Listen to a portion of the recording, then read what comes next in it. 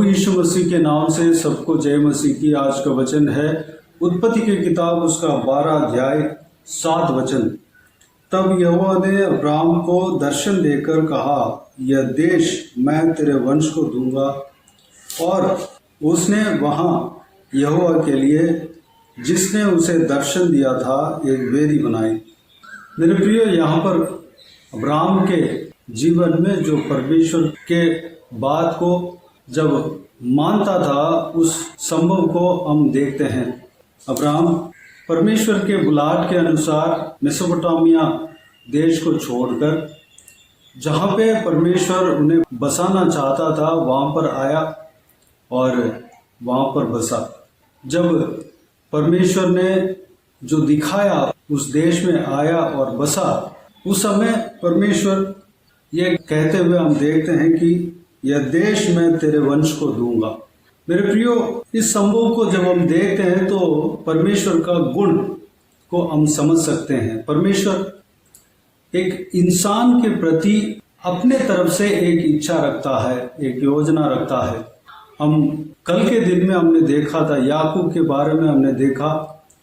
याकूब जो कि उस नाम को उनके माता पिता ने रखा, लेकिन परमेश्वर ने उनको एक अलग नाम दिया, इज़राइल करके नाम दिया।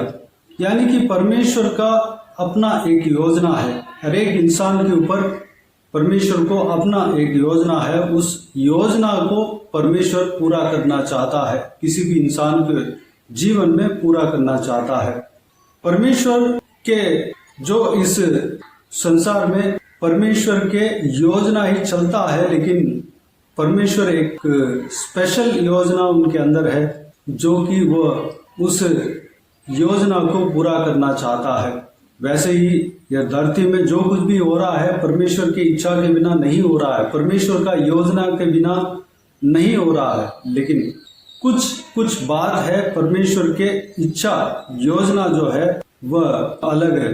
इंसान परमेश्वर के अनुग्रह तो पाता है, लेकिन अपनी इच्छा के अनुसार चलता है, क्योंकि आदि में मनुष्य को परमेश्वर ने जब बनाया तब समझ उनको दिया है, ज्ञान दिया है, बुद्धि दिया है। उस बुद्धि को इस्तेमाल कर अपने इच्छा के अनुसार इंसान चलने के लिए कोशिश करता है। इसलिए परमेश्वर का योजना धरती में कई जगह हो नहीं पाता। लेकिन परमेश्वर के दासियां जो परमेश्वर के इच्छा के अनुसार चलने वाला व्यक्ति है, उनके जीवन में परमेश्वर अपनी योजना को पूरा करना चाहता है। कल के दिन में जो याकूब के विषय में हमने देखा, तो याकूब को परमेश्वर ने अपनी इच्छा के अनुसार नाम को बदला, इज़राइल करके उनको नाम रखा। और जहाँ पे उस व्यक्ति को बसना है परमेश्वर ने वह भी बताया। उससे पहले इंसान के समझ के द्वारा, समझ के हिसाब से वह जा रहा था, लेकिन परमेश्वर ने कहा कि इस जगह पर बसो, तो याकूब उस जगह पर बसा। और एक इंसान के बारे में जब हम देखते हैं तो योना एक भविष्यद्वक्ता था। उस भविष्यद्वक्ता को परमेश्वर ने निनिवे शहर को जाने को कहा, लेकिन वह जाने के लिए मना किया। उल्टा धर्शीश के जहाज पकड़कर धर्शीश को जाने के लिए वह निकल गया था, लेकिन परमेश्वर ने उनको छोड़ा नहीं, बाद में निनिवे को जाना पड़ा। इस तरह परमेश्वर हर एक इंसान के ऊपर एक स्पेशल योजना बनाकर रखा है। इंसान अपने समझ के साथ कुछ डिसीजन लेता है, लेकिन परमेश्वर अपने समझ के अनुसार, अपने योजना के अनुसार चलाना चाहता है। परमेश्वर कहता है, मेरे योजना तुम्हारा योजना नहीं, मेरे सोच तुम्हारा सोच नहीं। परमेश्वर का सोच और मनुष्य का सोच में फर्क है, बहुत डिफरेंट है।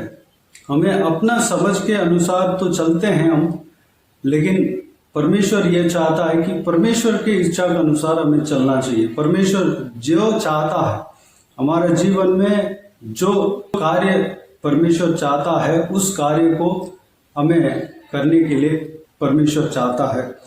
यहाँ पर अब्राहम के विषय में देखते हैं तो अब्राहम कहीं और जन्म हुआ, मेसोपोटामिया देश में जन्म हुआ।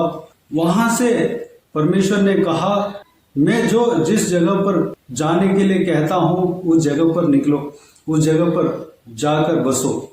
और उस जगह पर जैसे आया परमेश्वर ने कहा उस जगह पर यह देश मैं तेरे वंश को दूंगा।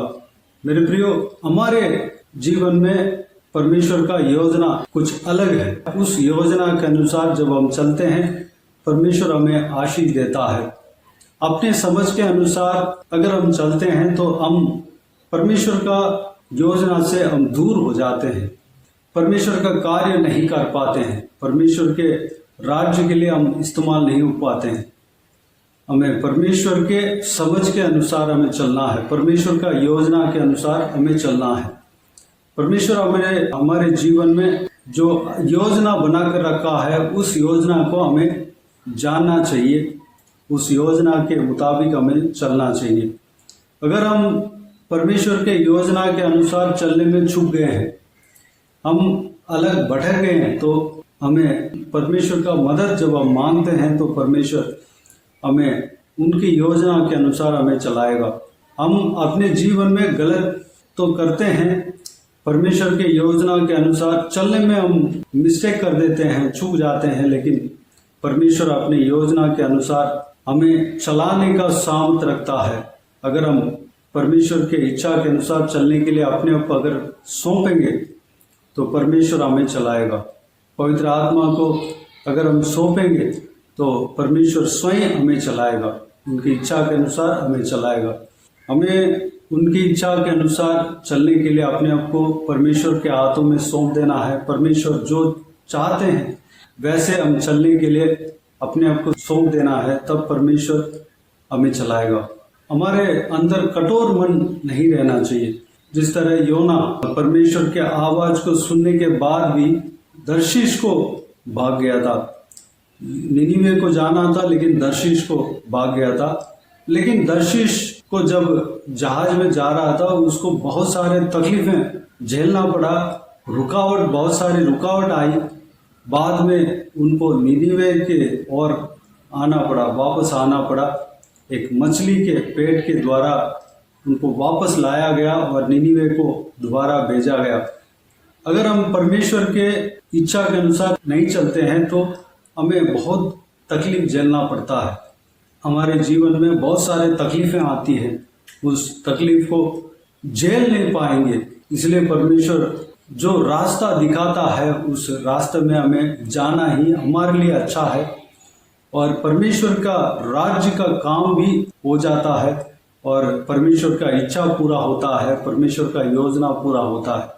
हम अगर भटके हुए हैं तो आज के दिन में परमेश्वर को सौंपें, परमेश्वर की इच्छा के अनुसार चलने के लिए अगर सौंपते हैं, अगर ये कहते हैं कि परमेश्वर आपकी इच्छा मेरे योजना के अनुसार नहीं, मेरे इच्छा के अनुसार नहीं, आप जो सोचते हैं, आप जो मेरे जीवन में चाहते हैं उसी के अनुसार मैं चलना चाहता हूँ, मुझे चलाना। इस तरह अगर हम बोलते हैं, अगर हम इस तरह हमारे मन में निर्णय लेते हैं तो परमेश्वर हमें चलाने का सामर्थ्य रखता है। हमारा जो कुछ भी मिस्टेक है, गलतियां हैं, हमें माफ करके परमेश्वर उनकी इच्छा के अनुसार चलाने का सामर्थ्य रखता है। तो आइए हम प्रार्थना में जाएं। स्वर्ग पिता दयालु परमेश्वर, आपको धन्यवाद देता हूँ आज के इस आपके बहुमूल्य वचन के लिए। आपको धन्यवाद देता हूँ परमेश्वर, बीते हुए दिनों में हमें संभाला, बचाया, सुरक्षित रखा। आपको धन्यवाद देता हूँ परमेश्वर, आज के दिन में जो कुछ भी आपने आपके वचन के द्वारा हमसे बातें किया उस सारे बातों के लिए आपको धन्यवाद देता हूँ परमेश्वर। पिताजी, हम आपकी इच्छा के अनुसार हम चलना चाहते हैं परमेश्वर। भले हम अपने दिमाग के अनुसार हम जाकर आपके इच्छा से, आपकी योजना से अगर हम भटक गए हों परमेश्वर पिता, हम अपने आप को आपके हाथों में समर्पित करते हैं। हम आपसे माफ़ी मांगते हैं परमेश्वर। आप जैसे चाहते हैं वैसे हम चलना चाहते हैं पिता। हम आपकी इच्छा के लिए अपने आप को सौंपते हैं परमेश्वर। आप जैसे हमारे जीवन में चाहते हैं वैसे हमें चलाना परमेश्वर। पवित्र आत्मा का अगुवाई के अनुसार हम चलने पाए। आप हमें जैसे चलाते हैं वैसे हम चलने पाए पिता। अनुग्रह देना पिता परमेश्वर। हमारा गुनाहों को, हमारा गलतियों को, हमारा पापों को माफ करना परमेश्वर। धन्यवाद देता हूँ परमेश्वर। हालेलुया। आपकी इच्छा, आपकी योजना हमारे जीवन में पूरा होने देना पिता, धन्यवाद देता हूँ परमेश्वर। जो कोई भी व्यूअर्स इस वीडियो को देख रहे हैं परमेश्वर, उन सभी को इसी तरह आशीष देना, संभालना, आपकी इच्छा, आपकी योजना हर एक का जीवन में पूरा होने देना परमेश्वर। किसी को भी कोई भी कमी ना होने देना, भरपूर आशीष देना परमेश्वर। हालेलुया। हर एक के जीवन में कार्य करना, हर एक का जीवन में आप परमेश्वर हालेलुया आपकी इच्छा को पूरा करना पिता, धन्यवाद देता हूँ परमेश्वर। जो कोई भी जन बीमार है परमेश्वर, उनको छूना, चंगा करना, प्रभु यीशु मसीह के नाम से चंगा होने पाए। जिनका दुख है, तकलीफ है, सारा दुख को, तकलीफ को दूर करना, परेशानियों को दूर करना, आंसुओं को पोंछना पिता, धन्यवाद देता हूँ। हालेलुया। जिनका परिवार में शांति नहीं है परमेश्वर, सारा अशांति को दूर करना पिता, शांति बने रहने पाए, अनुग्रह देना। बाकी सारे बातों को आपके हाथों में सौंपते हैं परमेश्वर। हालेलुया। आज के दिन में जो हालेलुया आपके कलीसियाओं में जो आपके संदेश सुनाया गया है परमेश्वर, सारा संदेश के लिए धन्यवाद देते हैं परमेश्वर। उस संदेश के द्वारा हर एक व्यक्ति को, हर एक जो हालेलुया आपके दास दासियों को, आपके लोगों को आशीष देना पिता, आशीष पहुंचने पाए पिता, धन्यवाद। बाकी सारे बातों को आपके हाथों में सौंपते हैं। सारा आदर, महिमा, जलाल आपको मिलते रहे। सारा दुआ प्रार्थना को प्रभु यीशु मसीह के नाम से मांगते हैं, सुनो और ग्रहण कर। आमीन आमीन। प्रभु यीशु मसीह के नाम से, प्रभु यीशु मसीह का आशीष और अनुग्रह हम सभी के ऊपर बने रहें। आमीन आमीन। मेरे प्रियो, इस चैनल को सब्सक्राइब करें और शेयर करें। अगर किसी को भी प्रार्थना का विषय हो तो डिस्क्रिप्शन में दिए हुए नंबर पर कॉल करके प्रार्थना करा सकते हैं। हम आपके लिए प्रार्थना करेंगे। आप अपने व्यक्तिगत प्रार्थना में हमारे लिए प्रार्थना कीजिए, सेवकाई के लिए, सेवकाई का उन्नति के लिए, सेवकाई में जुड़े हुए हर एक जन के लिए, हर एक आत्मिक उन्नति के लिए, तरक्की के लिए, आत्मिक आशीष के लिए, संसारिक आशीष के लिए, पारिवारिक आशीष के लिए प्रार्थना करें। प्रभु यीशु आप सबको आशीष दे। इस सेवकाई के द्वारा परमेश्वर आपके जीवन में कार्य क्या हो वह भी हमें बता सकते हैं, ताकि हम सब मिलकर परमेश्वर को धन्यवाद दे सके, महिमा कर सके। प्रभु यीशु आप सबको आशीष दे। आमीन आमीन।